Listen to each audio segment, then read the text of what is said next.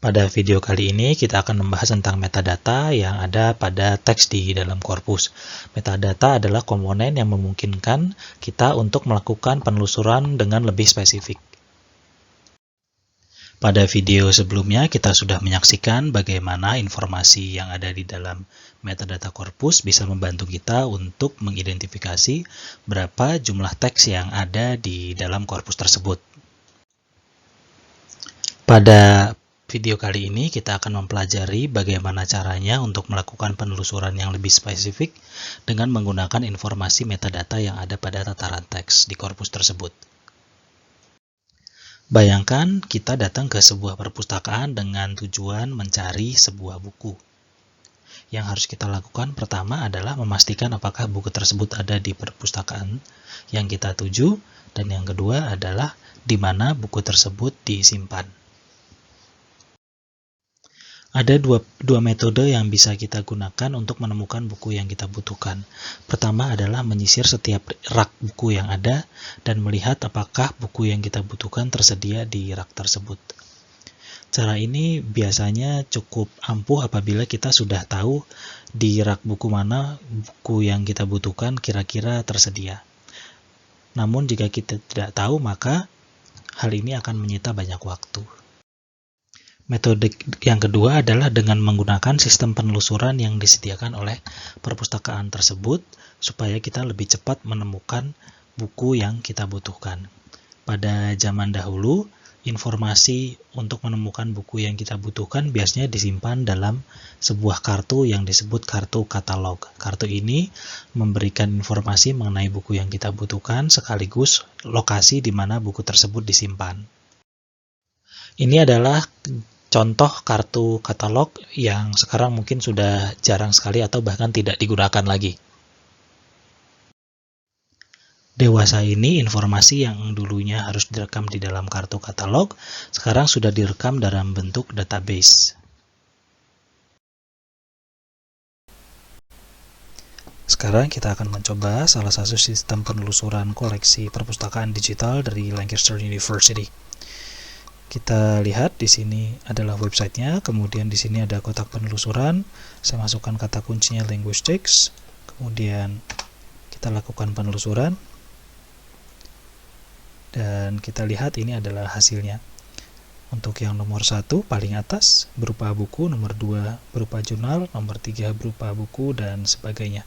Semuanya judulnya linguistics, tapi ada juga yang judulnya tidak hanya linguistics. Misalnya koleksi kelima, Toronto Working Papers in Linguistics, kemudian nomor 6 Southern Journal of Linguistics, dan nomor 7 jurnal juga Working Papers in Linguistics.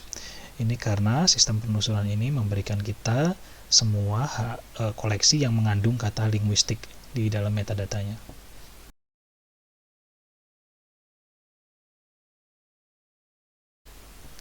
Sekarang kita akan lakukan penelusuran yang lebih spesifik.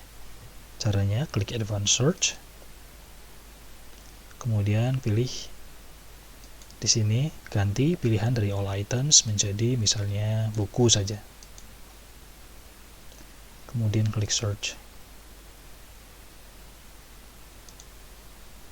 Jika kita lihat hasilnya sedikit berbeda. Koleksi-koleksi yang berupa jurnal sudah tidak ada lagi, semuanya sekarang berupa buku. Hal ini dimungkinkan karena di dalam metadata koleksi perpustakaan tersebut ada informasi yang menunjukkan bahwa sebuah koleksi itu merupakan buku, jurnal, esai, atau yang lainnya. Di sini kita lihat jenisnya banyak, ada artikel, audiovisual, gambar, jurnal, peta, dan sebagainya.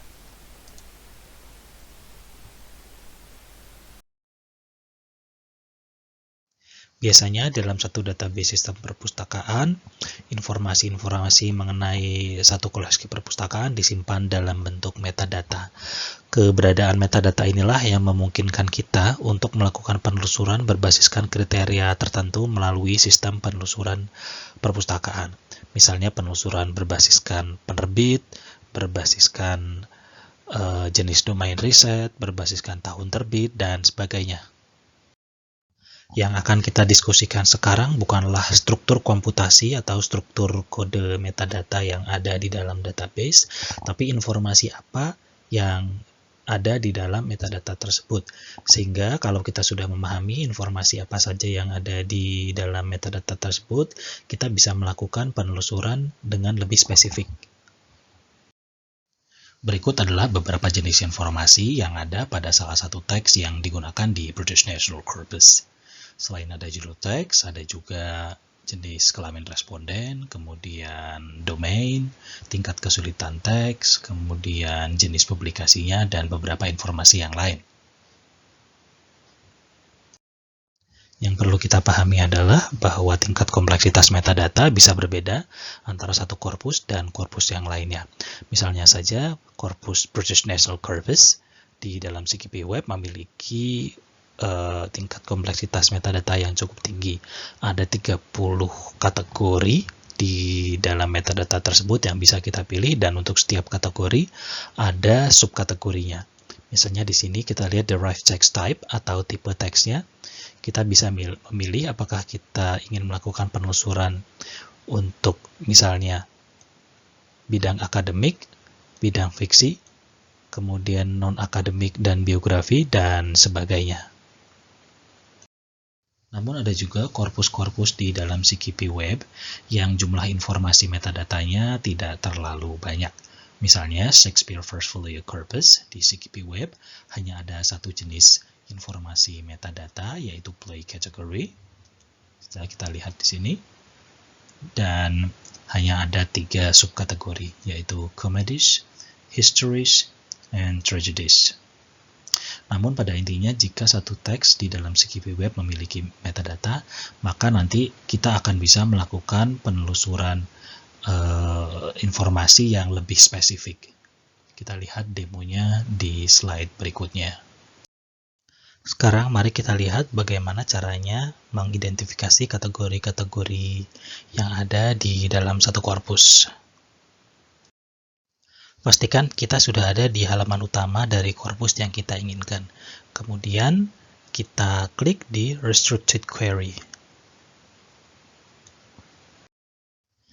Setelah kita klik, nanti tampilan akan berubah, akan muncul kategori-kategori yang memungkinkan kita untuk melakukan penelusuran dengan lebih spesifik. Misalnya di sini saya gunakan Shakespeare First Folio Corpus.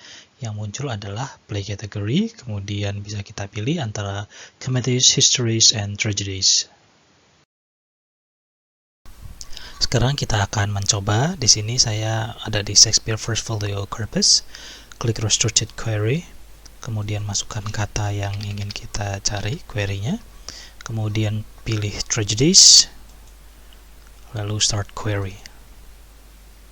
Kita dapat hasil sebagai berikut.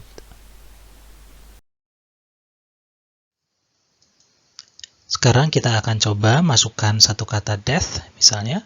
Kemudian pilih play category comedies and histories, lalu start query. Kemudian kita akan mendapatkan concordance sebagai berikut.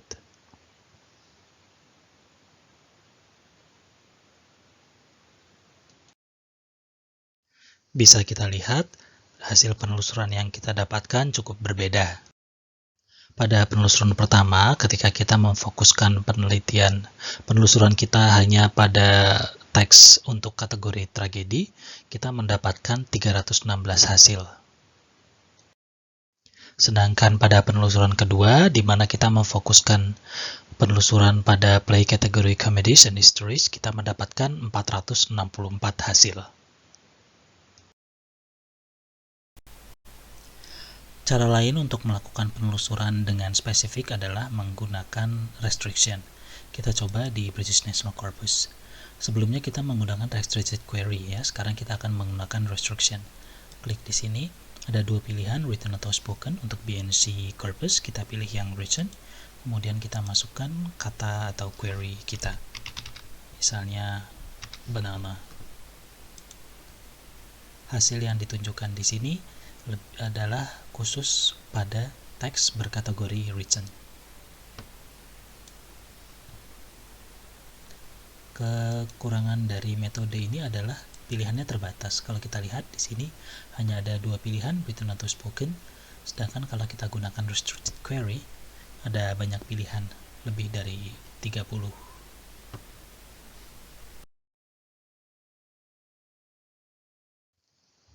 Salah satu manfaat dari melakukan spesifikasi penelusuran ini adalah kita bisa membandingkan data korpus dari kategori yang berbeda.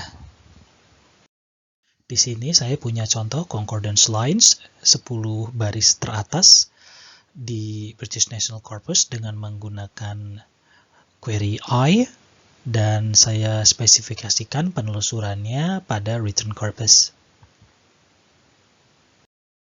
Kemudian kita bisa bandingkan data ini dengan melakukan spesifikasi penelusuran yang berbeda. Di sini saya gunakan spoken data.